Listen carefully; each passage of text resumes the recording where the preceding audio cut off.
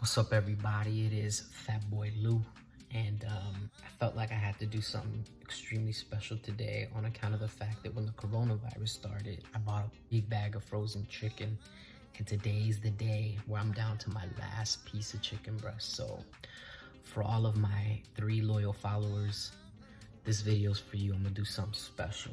I'm gonna do a homemade mac and cheese. Make my own cheese sauce and everything. I'm gonna show you how I do it with buffalo chicken. Fire. So the first thing you have to do is defrost your chicken breast. I don't have all day, so I'm gonna let this one sit under running water. Then you have to have 3 pots ready. First, you need a frying pan for your chicken. Then you need a pot for your roux, that's your cheese sauce. Then you need another pot for your pasta. So here you see Daddy with the skills cutting chicken into cubes. I'm a beast with it. It's simple.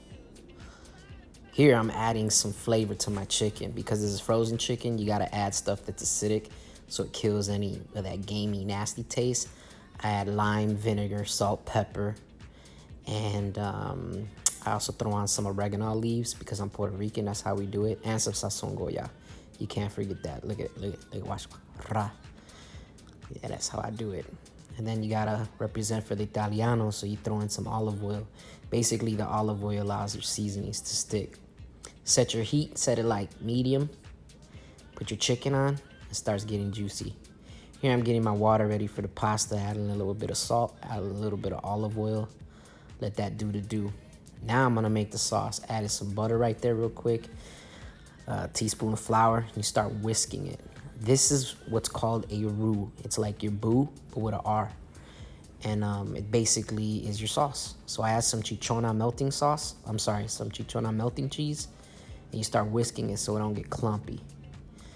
Then I'm gonna add some milk. So people do this differently. Some add it all in the front. I add it piece by piece. It works for me. Here you can see me boiling my pasta. That's great.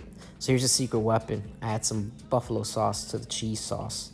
And it starts turning pink. That's kind of gives it a little bit of kick. So now here's the magic. You add the chicken to the cheese sauce. Some people don't do that, but that's how I do it. So now that my pasta's ready, I'm gonna drain it. I'm gonna put it in a nice clean bowl like that. You see that? Very carefully, don't spill any. That stuff's getting expensive.